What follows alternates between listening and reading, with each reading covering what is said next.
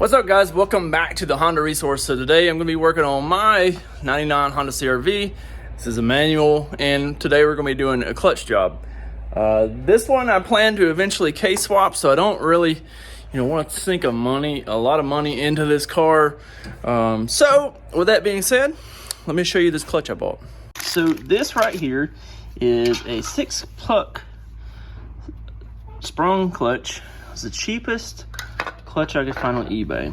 It's literally like $67 plus tax. So it wound up being like $73 shipped here, and I don't really expect a whole lot out of this clutch, but it's got to be better than what's in here currently because it will not move under its own power currently. So this tutorial, I'm actually going to be using my lift in my shop's 2-post lift, and I'll be using power tools. Now, I understand that some people may not have a lift. Actually, most people may not, but this job is going to be possible to do on the ground. I worked on the ground for years until I got a lift, in my driveway, before I had a shop, So will this job be possible without these amenities? Yes. Will it be probably slightly more difficult? Probably. I'm just going to show you how to go about doing it, and hopefully you can tackle this job in a weekend with a couple friends and a few little tools. Let's get to it. All right, so honestly, I have never put a clutch in an RD1. Most of the RD1s around here are, I say RD1, if you're not familiar, that's the chassis code for a, so see RD1, that's a chassis code for the all-wheel drive first generation Honda CRV, so 97 to 01. But most of the 9701 CRVs around here are all automatic. So I don't really see a lot of 5-speeds coming through, and I haven't done a clutch job in one. So this one's mine. We're going to tackle it today, and hopefully somebody will find this video useful. I'm going to start out by removing this airbox assembly. So we've got a couple 10 millimeters here. We're going to spray this little rubber grommet down here with some penetrating oil. It can be like PP Blast or whatever. It just helps it to come up through that when you're pulling this up. And then we're going to take out this little guy right here on that clamp. I think that's like a 5.5 millimeter.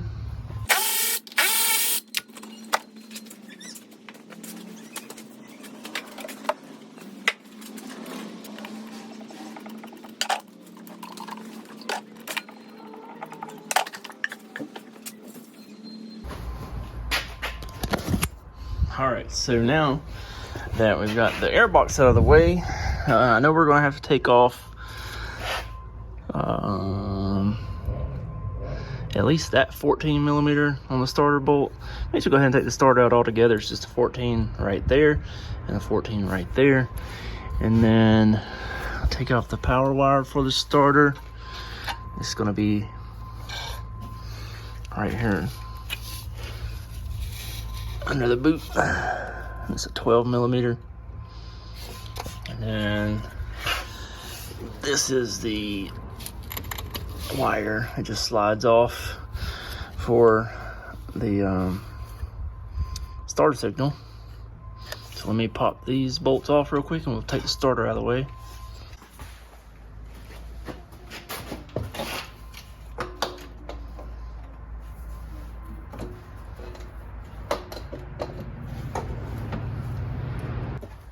All right, upon further inspection, it almost looks like it's possible to take this out without removing the starter, but it's not gonna hurt. Go ahead and have it out, because they just thread right into the bell housing here. And it doesn't actually go all the way through into the engine, but we do have a 17 millimeter right here. Need to get that sleeve off of there. That's 2 12s right there on the bottom side of it. The 2 12s there. I'm gonna try to leave the hard line attached to the slave cylinder, but we'll see. Looks like it just loops through over here. Maybe take out these 2 10s, and the hard line should be able to stay on it, and we can just loop this up and out of the way after we take these 2 12s off down there. So let's get that off real quick. Okay, so I got that unbolted now, so I'll be able to slide it out of the boot down here at the bottom.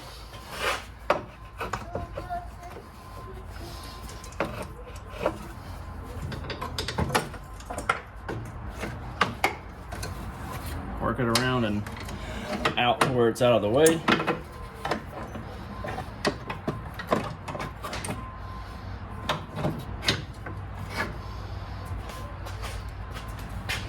Okay, and then I need to take out this 10mm ground straps right down here.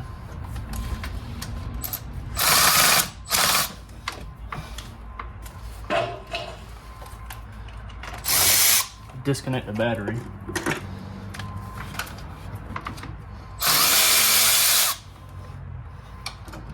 All right.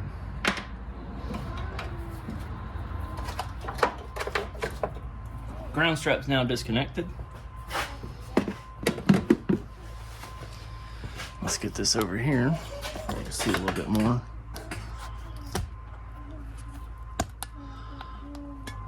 Okay. I'm gonna go ahead and take this power wire off here. It's a little tab on the bracket here. So just push down on the tab, slides it off. The same thing for the main harness. Slide it off. Just disconnecting the reverse sensor now. That just activates the reverse lights. It's this sensor here. We use a pair of pliers.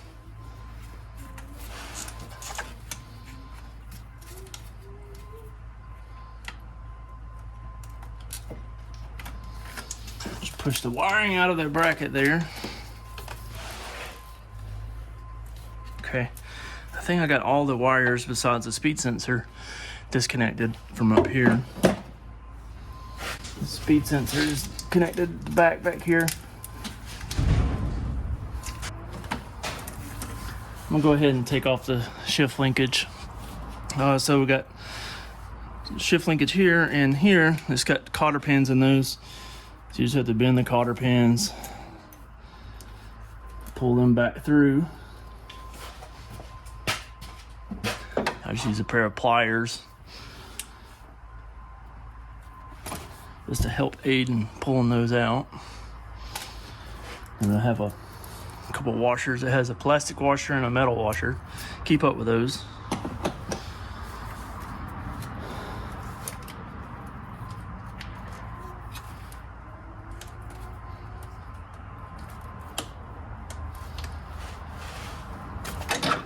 All right, get that one out. Same thing.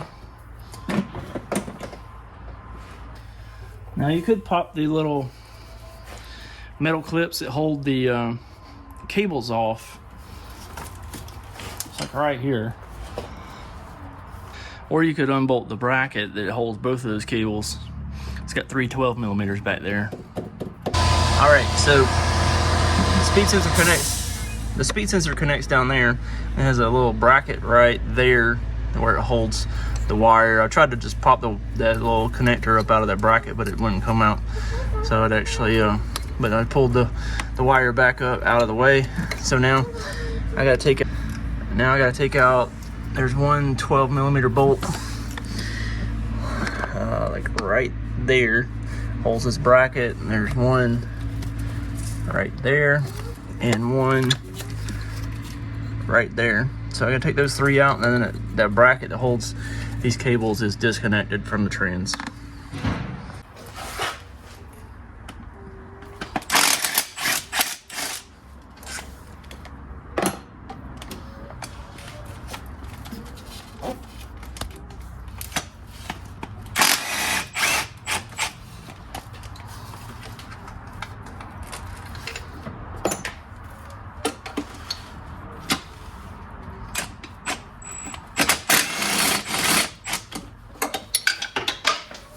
And drop my socket.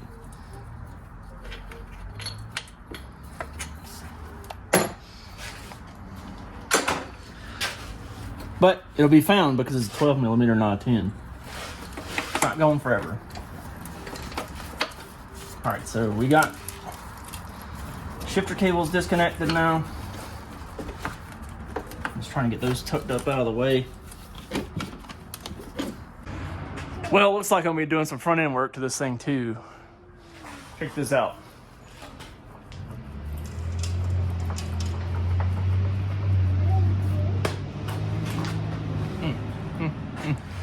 And the passenger side, almost like the tie rod ends is shot.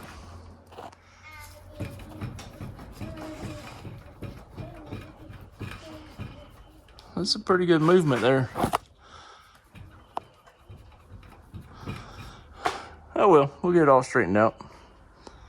Okay, so for the bottom side, we're gonna have to take off this dust plate, or this dust shield. So we got a 10 millimeter here, 10 millimeter there. Actually, that looks like a 12. Huh. So anyway, 10, 12, 10.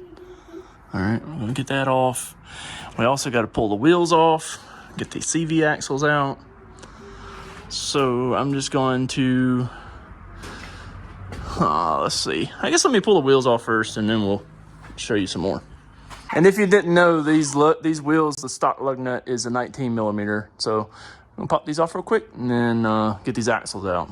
Okay, so we got the wheels off now, so we're gonna go ahead and get the CV axle out. It's a 36 millimeter out here, and then we got a 17 castle nut. There's 17 castle nut here. We need to take this cotter pin out. Spin the tabs up, take that cotter pin out, and then take that nut off. We'll need to take this 17 out of the shock fork here. And then also, I like to take out this 14 right here in the shock fork, and then just take the fork completely off of the shock, and that'll allow more clearance to get the axle out. That's just my personal preference on how I do it. I've seen some people pull the castle nut off the top on that upper control arm and do it, but this is just the method that I go for. And then once we get it loose out here, then we got to pop this CV axle off of the half shaft. I've got an old extension that I've converted over into a punch, essentially. I just take this and I put it like that right there, and then I hit the end of this extension with a hammer, and it knocks that axle out without damaging it. So that's the route I go, and now you get to watch me do it. Whew. All right, so another tip for getting this lower ball joint off, I like to leave the castle nut, I loosen the castle nut, but I don't take it all the way off. So I loosen the castle nut, but I don't take it all the way off. I'll leave it on there because I hit the side of, dang gummit. I hit the side of this lower control arm with my hammer, and it pops this out. But in case I miss, I don't want to hit the thread. So if I leave the nut just on there, it'll hit the nut rather than the threads if I miss.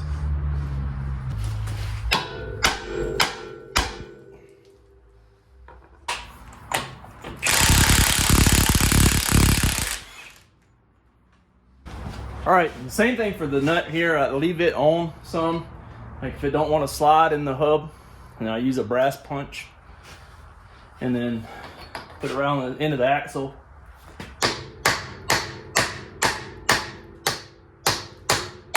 If you just hit the end of the axle, it's very prone to mushrooming it out, messing it up, and makes it not usable.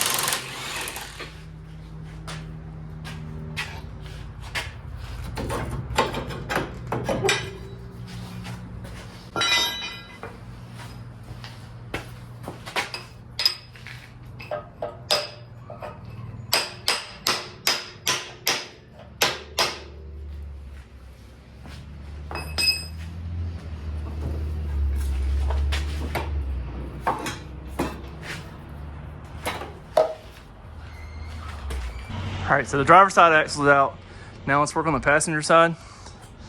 And it's very similar, but the only difference is here you don't have the half shaft. You actually have to pop it out of the transmission. So I'll get all this out here torn apart and I'll show you what I do over here.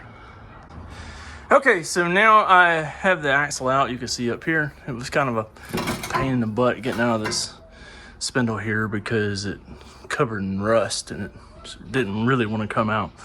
But we got it out nonetheless. So now we got our pry bar. I'm gonna put a drain pan beneath it just in case any fluid comes out, but we're gonna use a pry bar and put it right behind that axle cup where it goes into the transmission. And then we're just gonna push, use a leverage, and it comes right out. All right, so now we've got the axles out. Now let's work on getting the drive shaft disconnected. So to get the drive shaft out, there's 4 bolts right here. They're 12.10 millimeter. So you can just spin the drive shaft by hand. But yeah, 4 of those, 2 there, and 2 on the opposite side. So we'll get a 12.10 millimeter wrench and we'll get those out real quick. Okay, so you can see I got the drive shaft out now. Now, when you get the support bracket here off, it's a 14 in the bottom, 2 12s here, and we need to get the intermediate or half shaft out. There's 3 14 millimeter bolts. It's one there, one right there. You kind of see it right there, and there's one below it too that you can't see. Maybe we'll see it from over here. There, right there, and that one up there. So 3 of those. And then we can just slide this out of the transmission and look at all this mud. This thing was a woods buggy before I got it too, so. I mean, I only paid $700 for the thing, so. Making a mess in here. But we'll get this intermediate shaft out, get the support bracket out, and then we'll see where we go from there.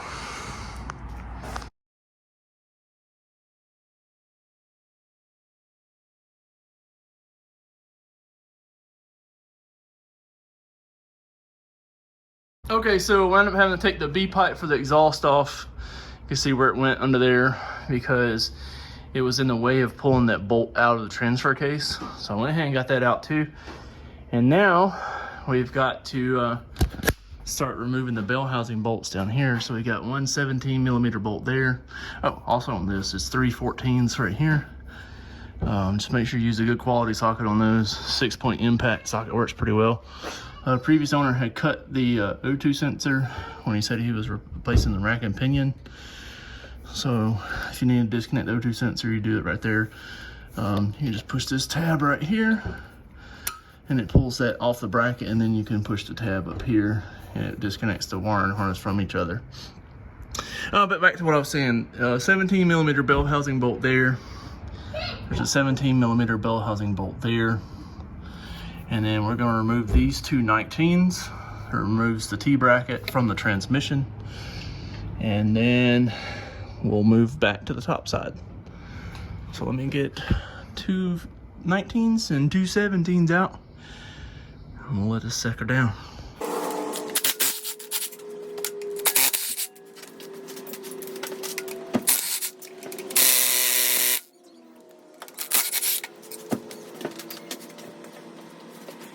One more thing I forgot before I let it down. This the torque mount bolts is 2 14, so 1 and 2. We'll get both of those out, and then we'll be ready to let it down.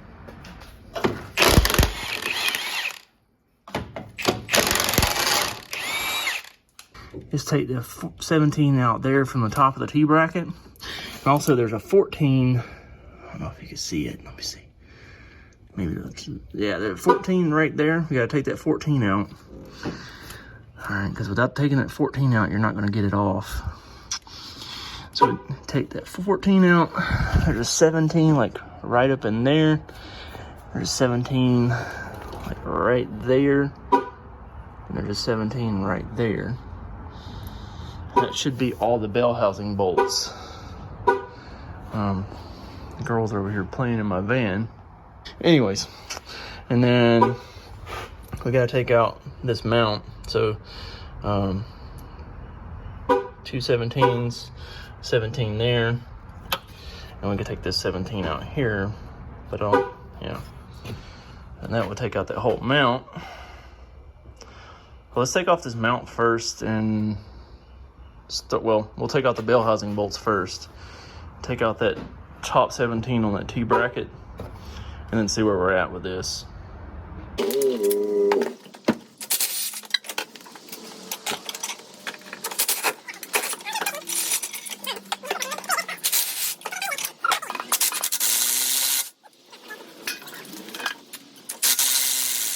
All right, so I got all the bolts out of the bell housing now, and I took out the 3 right here.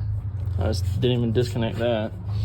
And then I used my floor jack, and I put a jack stand under here to catch the engine when I let it down to it, right? And I had the floor jack under the transmission, and I set it down onto the jack stand. But you can see here, looks like I am going to have to take this out, just the 17 millimeter right here, just to give me a little more clearance where I can slide it over and get it out of there.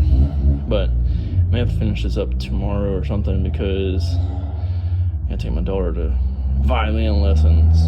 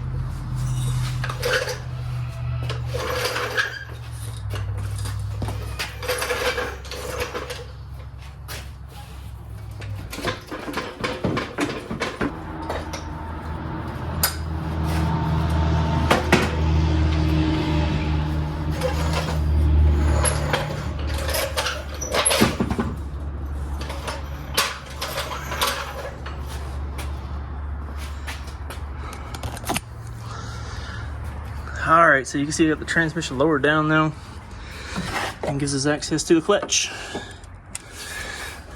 10 millimeter bolts, they're 12 point. I think it's like 6 of them all around it. So I'll get my little impact, and we'll take all those out real quick.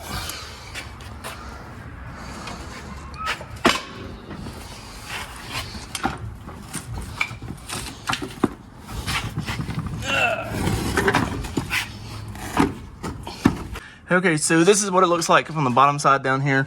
You can see where I took those bolts out all around it. All right. I'll probably get a flathead screwdriver and get off these little dowel pins. There's 3 dowel pins. Align it. So let me get a flathead or a pry bar or something and pry this pressure plate off. All right. Let's try this. It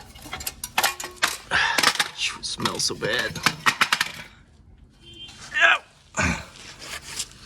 So, as you can see there, she's toast. Toasty the mosty. So, most likely the clutch was already bad, and then my dumping it didn't help matters any. So, we'll get started on putting this one back in later tonight. Okay, so like I said, I bought this clutch on eBay. It was $67 plus tax. It who knows? It might not hold up, or it might. We'll find out. But we gotta get this thing installed. It did come with a new pilot bearing. To install the pilot bearing, you have to remove the flywheel. Those are 12 point 17 millimeter bolts, And let's see if that bearing's any good. Oh yeah, it's definitely fried. So let me get a socket and pull those bolts off real quick, and get the flywheel off, and then you have to install this from the back side of the flywheel. All right, so here we have our flywheel off. Now, if this wasn't mine, I probably wouldn't recommend reinstalling this flywheel, just because see those little, looks like cracks in it, and then just like, I don't know, just not the best shape. If this was not my personal vehicle and I really didn't care, I would say change flywheel or have it resurfaced. I mean, you can see the hot spots in it and all that stuff too. So I'm just gonna take some sandpaper and go over it, clean it up with some brake cleaner, change this bearing, and send it. Just get it up off the floor, knock it out with something. It could be a socket, a punch, whatever. This one feels real notchy, like when you spin it. So it's bad. Flip it over.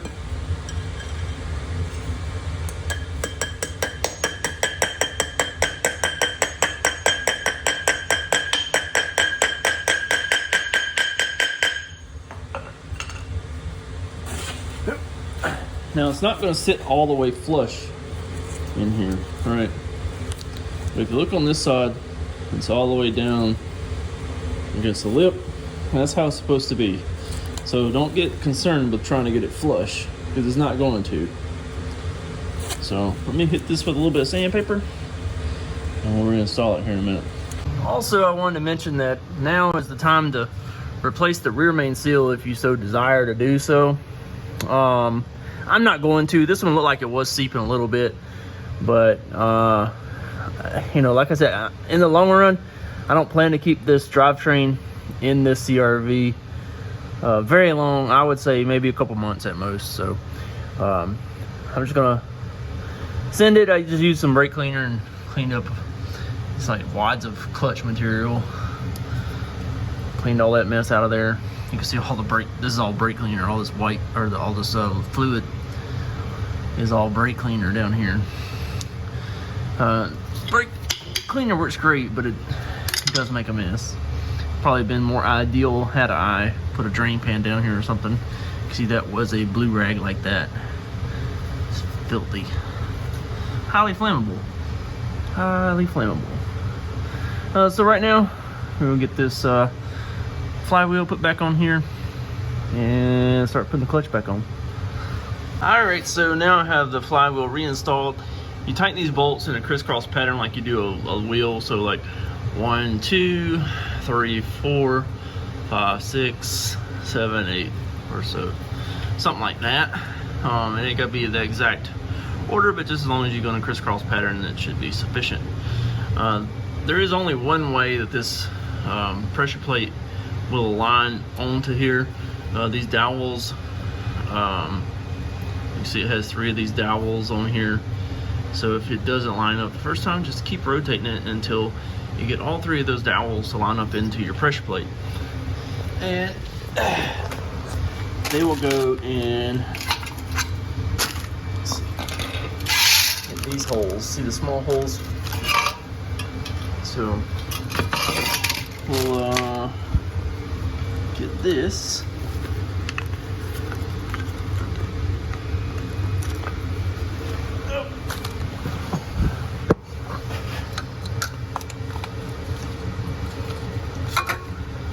So that goes up into your pilot bearing, and it'll hold that on there. And then we get the pressure plate.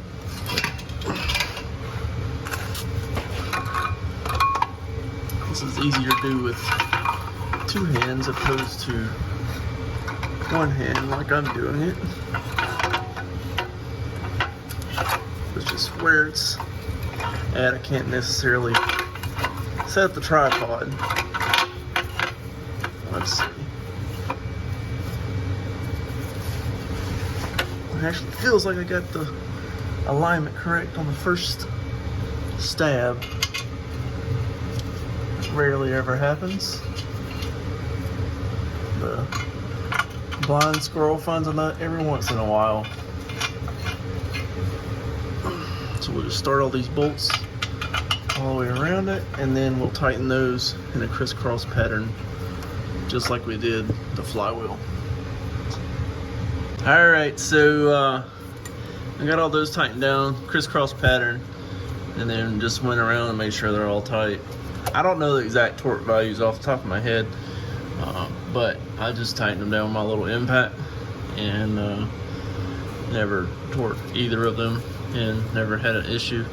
The only issue I've ever had was with a twin disc clutch that I actually torqued the value. So now we'll see if I can get this transmission stabbed back up here and start putting it back together.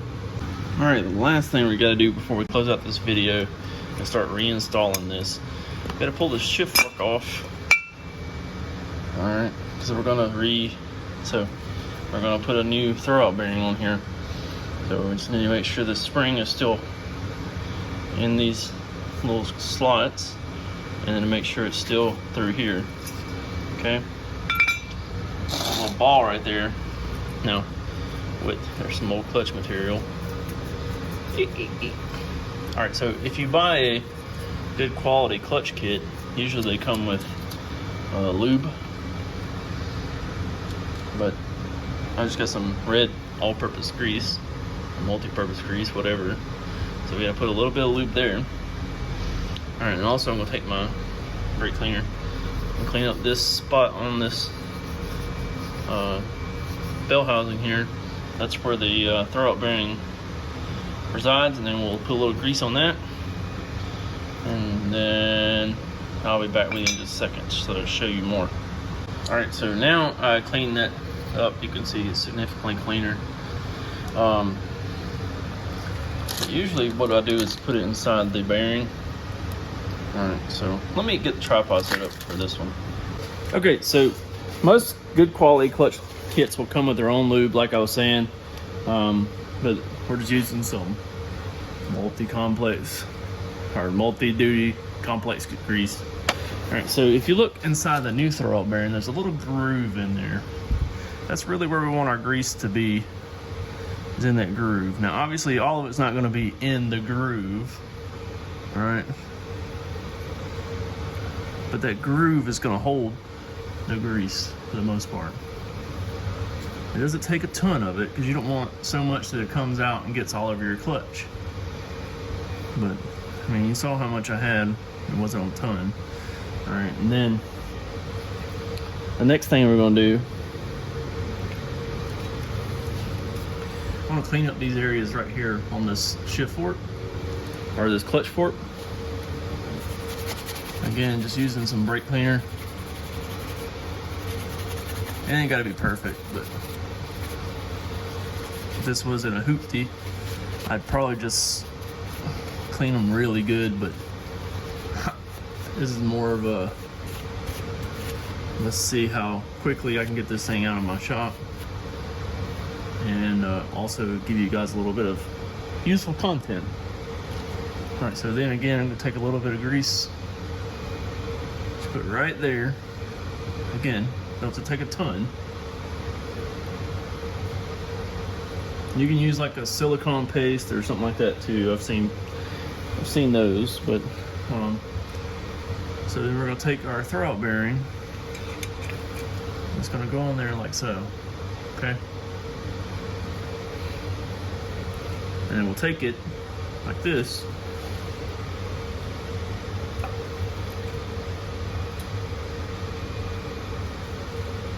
And then you'll want to push it right here, around that little hump, to where it clips down on that ball. And then there's a little bit of grease right here. Just gonna wipe that up. And that's pretty much done.